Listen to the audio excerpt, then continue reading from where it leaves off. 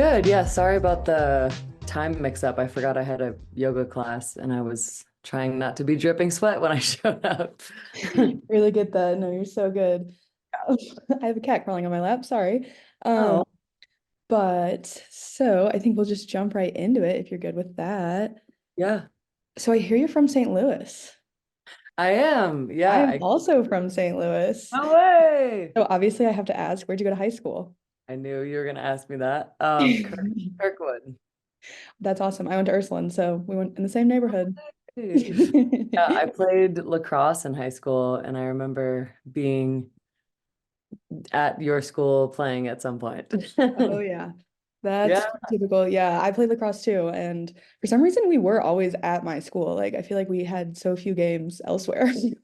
Yeah, that's like one of the schools that I remember being at more than the others. I'm not sure why. Well, honestly, I'm sorry to hear that. I did it was boring there. That's so funny. What a small world. Yeah. So what brought you from Kirkwood to Denver? I went to school at CU Boulder.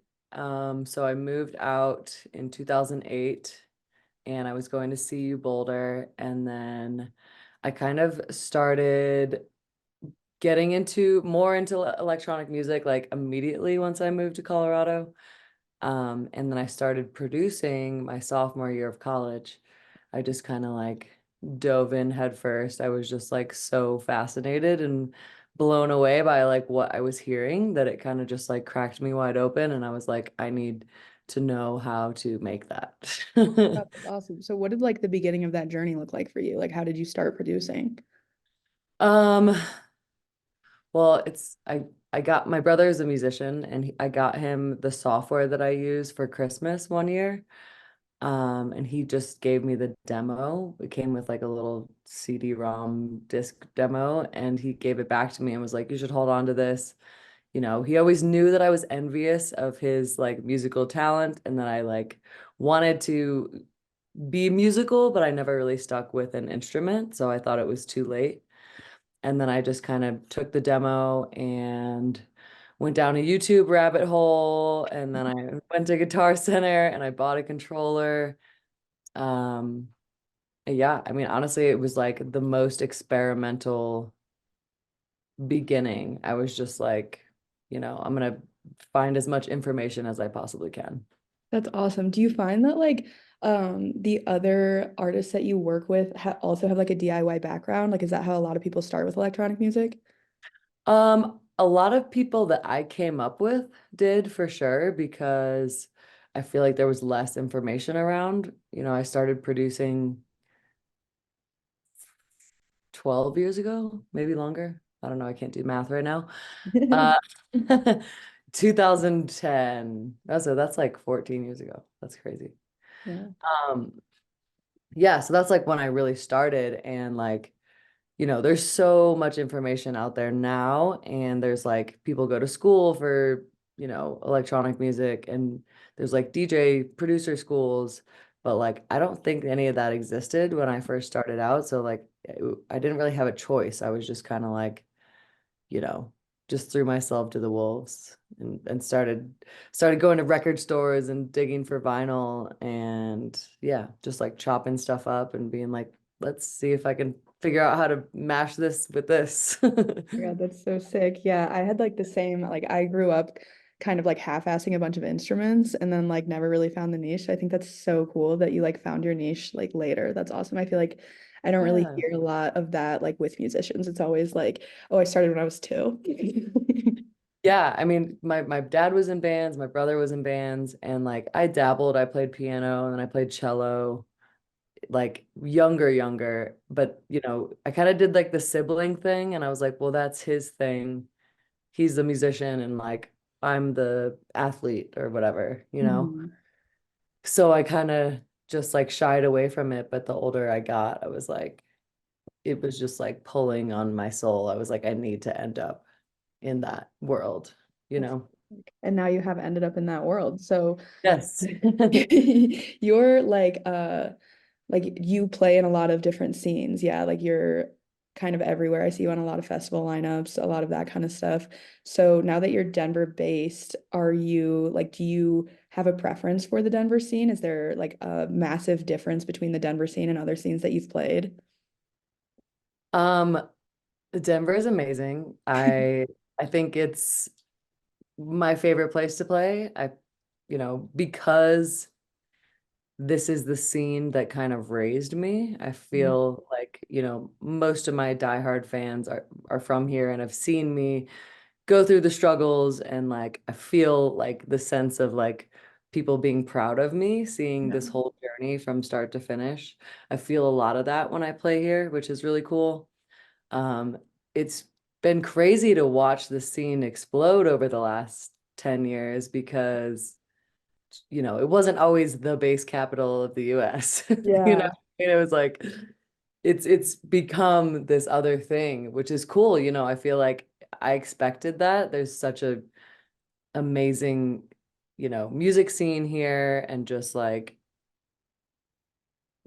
I feel like Colorado attracts a certain type of person that's looking for adventure, whether that's like skiing, snowboarding, hiking, but also the music scene mixed in one. So I think it breeds a specific type of person too. Yeah, definitely. Yeah, I find that the music scene here is really unique in comparison to just I've been to like other smaller scenes, like even in St. Louis, there's like a little bit of a scene, and like the explosion that's happened here is insane to watch, and just getting to interview artists that are a part of it now. Yeah, Yeah. I feel like it's iconic. Yeah. I mean, like I was here in 2008 when, that was when Pretty Lights and Big Gigantic and Grizz and STS9 and He Who Shall Not Be Named were all, you know, getting their, meteoric rise at that time. And so I was like, I felt like I was in it, and I was just like the young buck. And, all those people have become some of my best friends now, and they kind of like took me under their wing in a sense because they've seen that I've been around and inspired by all of that for so long. So Yeah, it's cool. that's so sick. So your creative process started with like a lot of DIY. Have you maintained that? Is it still a lot of DIY, or what does your creative process look like now? Yeah, I mean, I've tried my hardest to maintain a sense of that because I feel like because of the way that I came into the scene, I didn't know a right or wrong answer to Mhm. things. And I think that's what helped shape my sound, is that like I didn't have this like thing in my head, like you have to do it this way or like you have to make this music. I just tried to be as authentic as possible and like let whatever comes out come out, even if it doesn't fit into a genre as much as people would like it to from a business perspective. You know what I mean? Yeah. People are like, "Oh, your sets are so like diverse." And I'm like, "Well, yeah, it's like I don't want to just play fucking trap Yeah. forever." Like that sounds boring. Yeah. So if I can be diverse, but like keep my sound across um different stylistic experiments, I think that's really cool. And like I'd like to keep it that way. Awesome. So do you think like the sort of multi-genre aspect of your career has shaped like your fan base, or even just the way that like other industry professionals will work with you? Like, does that impact it? Yeah, definitely. It's a blessing and a curse. Hmm. I feel like it took a little bit longer for me to enter like the bass world I because I'm so diverse, and like, people didn't know what to think for a little bit. I was like in this electro soul bubble with Pretty Lights and that whole crew when I came up. And then I was playing a lot of jam band festival. Oh, hi, Kitty. That's doing. I was playing a lot of, of like the jam band festivals. And I was touring with bands in the beginning because my original manager worked with a company that had a lot of those bands, and my music was soulful and funky, and it can cross over into that world, which is awesome. But I think I got pigeonholed a little bit in the beginning to be like, oh, well, she plays with bands, or this is her lane. So Mm, it took a little longer for like the bass world to like catch on to me and what I was doing. And my sound has definitely gotten heavier over the years, so that makes sense. Yeah, definitely. Yeah, so but it's allowed me to play so many different festivals. Like I play the crossover festivals when there's, it's more poppy, DJ and bands. And I love that because those are my favorite festivals when it's like not just electronic music, it's, a much broader lane in my opinion. Yeah, definitely. Yeah. So you say that you played with a lot of bands, and I see that you have like a lot of collaborations just in your discography. Would you say that like the music space that you're in is more just sort of like openly collaborative, or is it like a competitive sort of vibe? Um, I think it's openly collaborative. In in my opinion, I think that's why a lot of artists move to Colorado is Yeah. because I've seen the way that other scenes operate, touring as much as I have, and it is much more competitive elsewhere. And I think Colorado is this community where it's like the artists that I've met and collaborated with have this like we're stronger together mentality Hmm. and not like, you're coming for my spot type of thing. Yeah, that's So, awesome.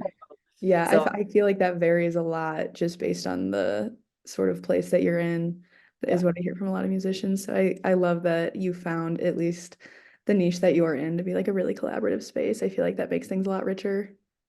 Yeah, and also I never that's why I focus so much on finding my own lane so that there's nobody else in that lane that I can compare myself to. It's like a little bit of this, a little bit of that. I'm not trying to be the next whoever, Yeah. we did that. Yeah, yeah. So yeah, Dude, it's that's kind of like a mental thing. yeah, definitely. I love that mentality. I feel like I've never really heard anybody put it that way, and that makes a lot of sense. Yeah. Yeah. So for those people that are like sort of new to your work and like coming into a space like Soulfest, where would you recommend that they start with your discography? Do you have like a favorite place or Um, well, my latest EP, Mind Over Matter, is kind of where I would start because it's a digestible EP. It's like I think it's 4 tracks. Um, so you can get through that and listen to like at least a cohesive chunk. And then my last full-length record, Ricochet, is, my favorite body of work that I've written.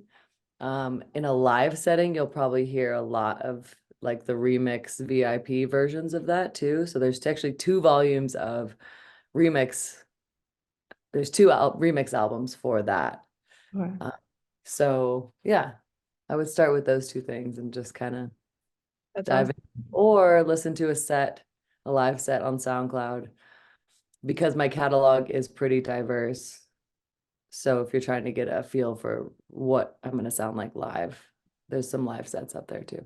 Yeah. And is your entire discography pretty much streaming on every like streaming platform available? Yeah, there is some older remixes that are just up on SoundCloud, but I think everyone can say that. Yeah, definitely. It seems like you're a festival veteran. Do you have advice for festival goers, maybe newbies, or just things that you've learned along the way that you want to share? Um, I would always check out the artists on the lineup that maybe you're not familiar with. I feel like it's an important environment to like explore and get out of your comfort zone a little bit because you'll see those headliners over and over again at all the festivals, but um, you know, a lot of how I got some momentum was playing at festivals and having people just like stumble upon my music and being surprised and being like, okay, wow, like what is this? So I would always encourage people to do some exploring, get out of your comfort zone. Like that's what those environments are for. Yeah, that's awesome. This is just kind of out of my own curiosity, but like when you're playing a festival, do you get to enjoy the festival at all? Like, do you get to go see like maybe your friends that are playing or just other artists? Usually that day at Yeah. least. So, you know, it's usually like after I'm done playing that I'm like, okay, let's go. Like, let's go romp around, have some tequila, whatever, let loose a little bit. There's very few festivals that I would stick around for the whole weekend for, because I play so many and I'm in that environment so often, like I don't want to burn myself out. Yeah, definitely. Um, but like this year I'm playing Shambhala for the first time.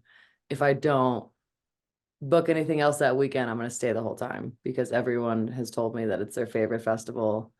You know, there's always good networking and it's kind of hard to get to. So if I'm gonna get all the way there, I'm gonna hang out for a couple days. Oh my God, that's exciting. So like when you're doing that, when you're playing a festival and then maybe like hang out for the rest of the day or the rest of the weekend, how do you keep your energy up? Like that seems so taxing. Um, Adrenaline is a hell of a drug. Yeah. Uh, so usually like after I play, I'm like if the show goes well, I'm just like super amped. And I think that the weird part about being an artist and touring all the time is like you can have really good friends that are also touring musicians that you only get to see every so often Mm, because we're all always just like in and out crossing, you know. So that's really exciting is when a bunch of your other artist friends are in the same place and you can finally catch up and like, you know, be in the same place for more than like an hour or two. yeah. So I think that's what exhilarates me too. I'm just like, yes, all my friends are here. We get to hang out. I love that community. I feel like that is pretty unique to like an EDM scene where you're like maybe playing a festival, like the ability to sort of accidentally all end up together like that. Like that sounds really awesome. Right. And because, you know, we're all on our own schedules and, you know, trying to keep track of our own shit, like sometimes I forget that like one of my best friends is like on the same festival. And then I'm like, oh shit, I forgot you were gonna be here, you know? Pleasant surprise. Yes. Yeah. So like playing a festival versus playing maybe like a show at a club, what do you have a preference? Is there a lot of difference into how you maybe prep for those events? Yeah, I mean, I love playing both and I love that I can do both because the dichotomy of like, you know, for example, this last weekend I was in Albany and it was like this 350 person room and it felt like the ceilings were low and everyone was just like in my face and I could like feel everyone's energy and like I love that vibe, you know, getting to see people's faces like when you play a new song or like, you know, you're feeling this like feedback loop of energy. But then you go and play a festival and you might be like 100 feet away from the audience, you know, so it feels you feel more disconnected from the crowd, but it also feels like you can try these bigger moments. Like I always think bigger when I play festivals. Like I can have these like gigantic buildups or like moments of silence rather than just trying to keep the energy rolling, you know? Yeah, So that's kind of how I think about it differently in my prep. that's awesome. So like you kind of mentioned some elements that like differ from the club crowds when you're curating. Is it like the curation of a set that ends up being different, or do you sort of play the same sets no matter the venue? No, I definitely play different sets, whether it's a festival or a club. Yeah. And usually if I'm playing a club, I'm playing longer sets. Because it's like my show and you know, you usually only get like an hour if you're playing a festival. So I take more risks and I try things out. I play a lot more of my original stuff that, you know, might not hit as hard in a festival situation, but like I know that the people that are in the club you know, when I play a show like this past weekend, I know that all those people bought tickets for me. Yeah. They're intentionally there to see my music. So I can play stuff that are a little bit deeper cuts than I would at a festival, knowing that half the crowd might be unfamiliar, you Yeah. know? Yeah, definitely. That seems like both seem so invigorating, but it seems almost intimidating to sort of be switching from one to the other. It's definitely keeps you on your toes, that's Yeah. for sure. But I do try out a lot of tricks and stuff in the smaller situations to see if it works for like a bigger scenario. Yeah, I definitely. wouldn't want to try certain things for the first time at Electric Forest, but like I could play them, at the small club in Albany, and if it goes off, it goes off. Yeah, that's super cool. Okay, so Solfest specific, like when you play festivals that are in hotter climates like that, like Florida, do you Yeah. have anything that you do differently or like advice for like attendees of a festival in a super hot climate?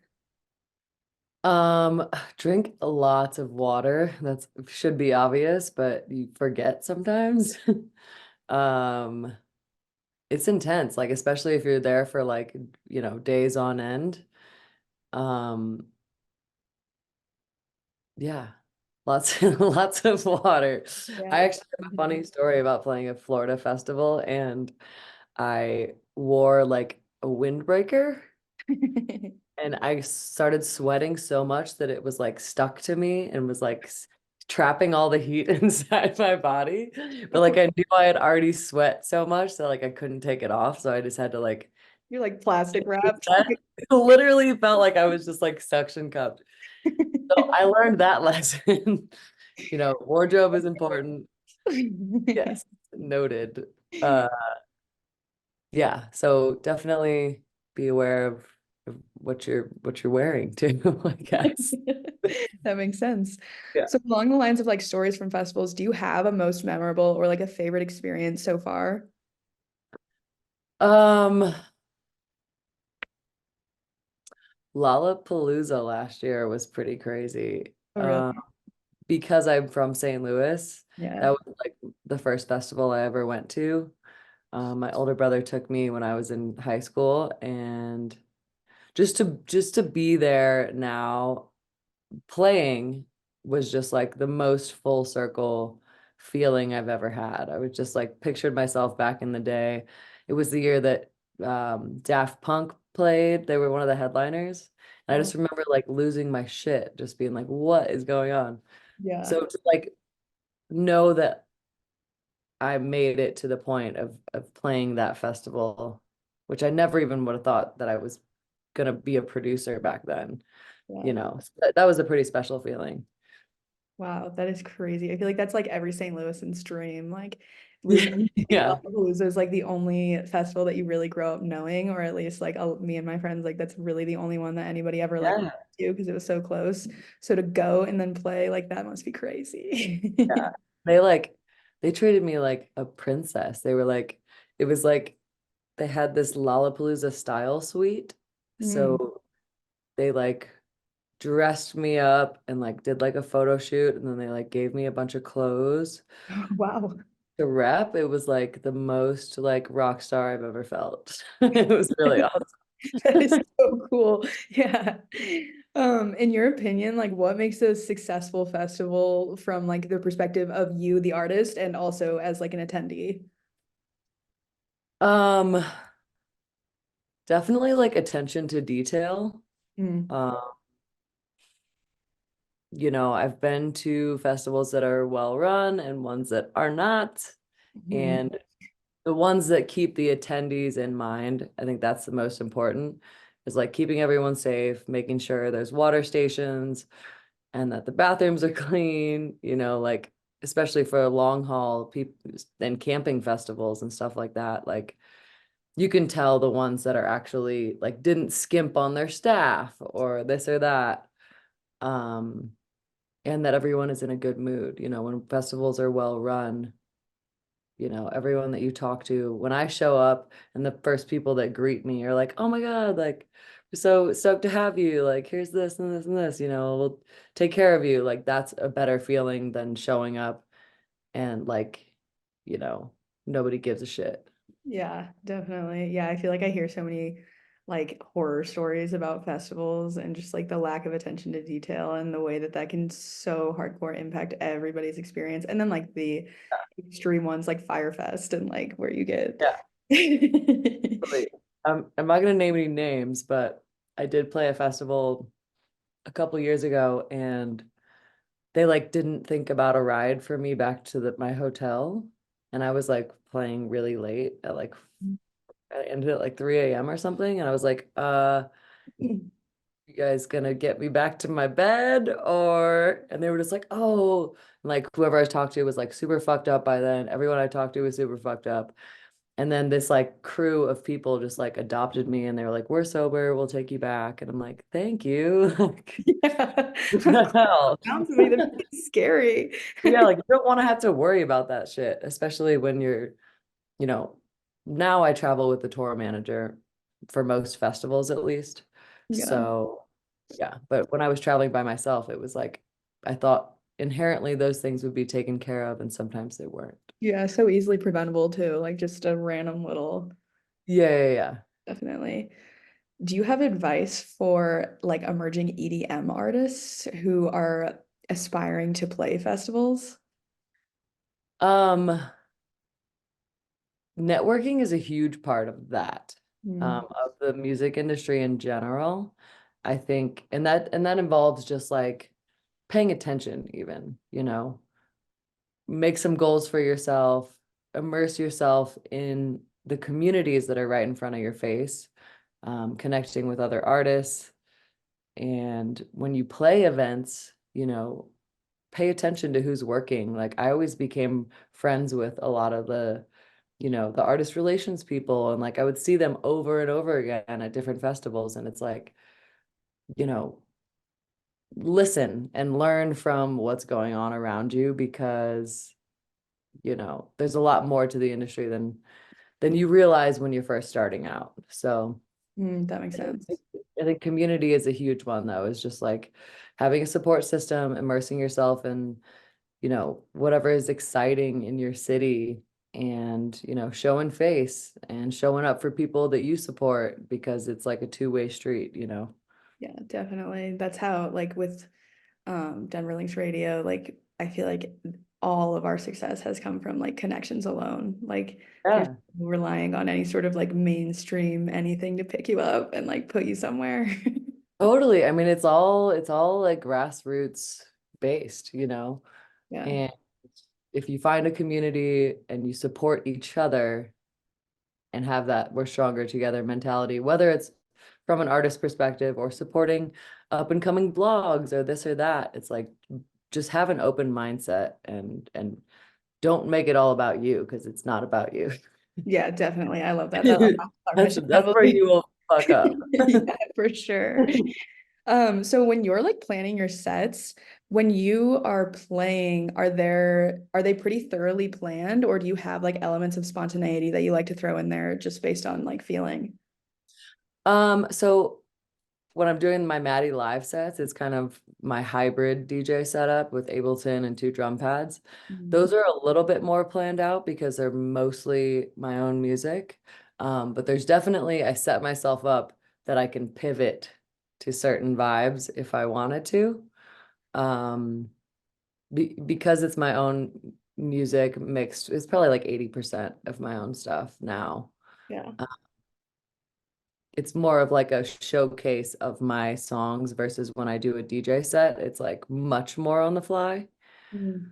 But I always leave that wiggle room open because you could be playing anywhere and people are just not down. Yeah. So you would be like, okay, we're gonna go this way. Yeah. But I definitely put a lot of planning into festival moments because I know who I'm playing before and after. Like I try to picture myself in that moment and like what it's gonna feel like. Mm. And when I'm doing drum parts and stuff like that, I obviously have to pre-plan a little bit more. Yeah. But Do you yeah, get nerves still, or are you like just so well played? 100%. I don't think there's been a show that I wasn't nervous for. Do you Um, like do it nervous? Is there anything that you do beforehand that's like a pre-show ritual to help or? um, Lots of pacing. Just kind of like walk around and try to keep my body moving so I'm not like sitting there Yeah, just thinking about what could go wrong or something. yeah, let that energy. Um, yeah, just pacing. That's awesome. That's super cool. Yep. Okay, so Soulfest specific, have you played Soulfest before? No. Okay, so is there anything that you're like most excited for like a new festival? Um, I've heard good things about it over the last couple of years, so that's a good start. Yeah. Um, I love playing any festival at Live Oak, Sewanee. Um, but I don't think I've played a festival outside of those grounds in Florida. Mm. So I'm excited to see what that's about. But I just played Resonate and I had one of my favorite festival crowds I've ever had. It was just so high energy. And that actually got me really pumped for Soul Fest. I was like, damn, like I'm feeling the Florida love right now. Yeah, So Laura's got your back, I'm sure of it. Okay, that's all I have for you today. Is there anything that you just kind of want to say to the audience or just like any new projects that you'd like to shout out or anything? I'm not sure when this is airing, but I have a song coming out on Friday called Won't Back Down. It's a collaboration with my friend Zaska, who's an amazing producer and vocalist. Mm. Um, One of my favorite songs I've ever made. So keep on the lookout for that. It might be live already if you're whenever this is airing. Um, and then I'm also in the middle of a full-length album that I'm planning to drop in the fall. So there's a ton of new music in the pipeline, probably a song a month for the rest of the year. Oh, wow. Yeah, and maybe two in June if it works out. So there's a ton of music about to be thrown into the abyss. Lots of stuff happening. We're excited for you. That's awesome. Yeah. Okay. Well, thank you so much for your time. This has been awesome, Maddie. Thank you for talking to me. I loved learning about this. I hope you have the best time at Soulfest. Yeah, thank you. Are you gonna be there? No, Nat will be there, our Okay. photographer, but can't wait to hear about it. And Awesome. did you record this on video too? Yeah, I did. Nice, cool. Yeah. Sweet. Well, thanks for having me. Awesome. Thanks for talking to me. We'll talk to you later, hopefully. Yeah. Let me know your plans on releasing this or if you want to chop up, I don't know if you do that, if you just chop up clips from this, or Yeah. if you give it to me, I can do the same thing. Okay. Um, I just love having little bits for socials. Yeah, definitely. We'll send it over to you for sure. Sweet. Well, nice to meet you. Me too. Thank you for your time. Yeah, have a good one. Yeah.